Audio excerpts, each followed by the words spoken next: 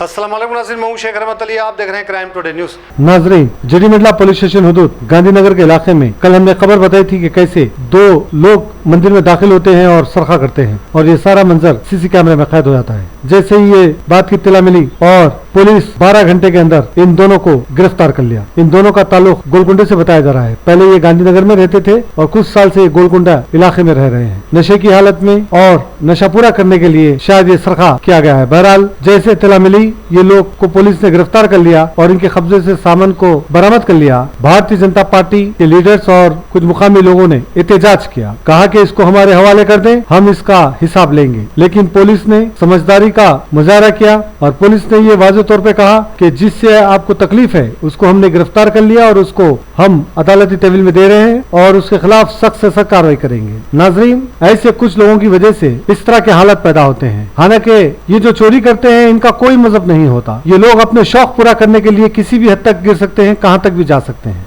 हमें समझदारी से काम लेने की जरूरत है, चाहे वो हिंदू हो या मुस्लिम। इसको नफरत की नजर से नहीं देखनी चाहिए। बहरहाल पुलिस ने बहुत देर तक समझाया, कुछ लोग नहीं समझ रहे थे तो हल्की सी लाठीचार्ज करनी पड़ी और अतराफ के सारे इलाके को बंद कर दिया गया है, सड़कों को क्लोज कर दिया गया है, क्योंकि भारतीय जनता पार्टी ने डिमांड रखा कि होटल्स और जो भी कारोबार करने वाले लोग हैं वो सारी चीजें आज बंद रखें और बंद का ऐलान वहां पर किया गया। बहरहाल पुलिस ने अपनी जिम्मेदारियों को निभाते हुए 12 घंटे के अंदर ये दोनों छात्रों को गिरफ्तार किया। बताया जा रहा है कि अटेम्प्ट टू मर्डर और रॉबरी का भी इससे पहले भी एक केसेस है। अब ये पुलिस पूरी अब तहकीकात कर रही है। नवीन कुमार के साथ मैं शेख रहमत Ali, crime today news, Hyderabad.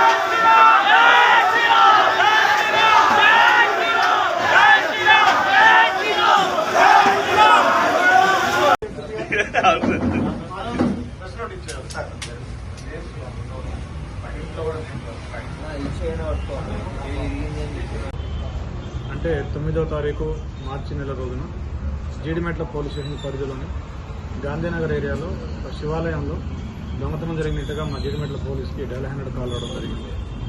దాన్ని సిపి గారి ఆదేశాల మేరకు ఇమ్మీడియట్గా టీమ్స్ ఏర్పాటు చేసి డిఐ జీడిమెట్ల, అదేవిధంగా సిసిఎస్ సైబరాబాద్, ఎస్ఓటి సైబరాబాద్ ఆధ్వర్యంలో దాదాపుగా 10 టీములు ఏర్పాటు చేసి ఇమ్మీడియట్గా అఫెండర్ని ఒక 12 గంటల లోపల పట్టుకోవడం జరిగింది. వాళ్ళిద్దరిని కూడా పట్టుకొని వాళ్ళు దొంగిలించిన సొమ్మంతా కూడా రికవరీ చేయడం జరిగింది. ఆ దేవస్థానంలో నాగపడిగ, కలశం, శటకోపం, ఒక విగ్రహం, దేవుడి విగ్రహం, ఇవన్నీ కూడా వీళ్ళు దొంగిలించడం జరిగింది. దీనంతా కూడా ఎక్కడ ఎలాంటి డిస్టర్బెన్స్ లేకుండా ఈ దొంగిలించిన సొమ్మంతా మన పోలీసు వాళ్ళు రికవరీ చేయడం జరిగింది. అదేవిధంగా వీళ్ళకి సంబంధించి వీళ్ళ మీద సెక్షన్ 196, 298, 299, 331 సబ్సెక్షన్ 4, 305 బిఎన్ఎస్ కింద వీళ్ళ మీద కేసు పెట్టడం జరిగింది. దీనికి 14 సంవత్సరాల వరకు జైలు శిక్ష విధించబడుతుంది ఈ సెక్షన్లకి. సో వీళ్ళని ఈరోజు ఇమీడియట్గా రిమాండ్కి పంపిస్తా ఉన్నాము. సో ఈ కేసులో వీళ్ళని చూస్తే వీళ్ళు గాంజా అదేవిధంగా మత్తు పదార్థాలకు లోనై ఈ దొంగతనం చేసినట్టుగా మనకు తెలుస్తుంది. వీళ్ళు గతంలో కూడా 1-2 కేసుల్లో ఉన్నారు. Attempt murder and property offence కేసులో ఉన్నారు. సో వీళ్ళని పట్టుకోవడంలో చాకచక్యంగా వ్యవహరించిన డిఏ జీడిమెట్ల, సిసిఎస్ సిఐ రాజు, ఎస్ఓటి పోలీస్ అందరికీ కూడా మా జీడిమెట్ల పిఎస్ స్టాఫ్ అందరికీ కూడా అభినందనలు. ఇలాంటివి పునరావృతం కాకుండా తప్పకుండా మేము పెట్రోలింగ్ చేయడం కానీ, అన్ని రిలీజియస్ ప్లేసుల్లో సీసీ కెమెరాస్ పెట్టించడం కానీ, ఇప్పుడు ఈ ఇన్సిడెంట్ చూసినట్టయితే మనం 4 నెలల క్రితమే ఆర్గనైజర్స్తో మాట్లాడి, ఆ టెంపుల్ కమిటీతో మాట్లాడి సీసీ కెమెరాలు పెట్టించడం జరిగింది. 10 సీసీ కెమెరాలు ఉన్నాయి. అవి మనకి ఈ అఫెన్స్ ఛేదించడంలో చాలా హెల్ప్ఫుల్గా ఉంది. Thank you.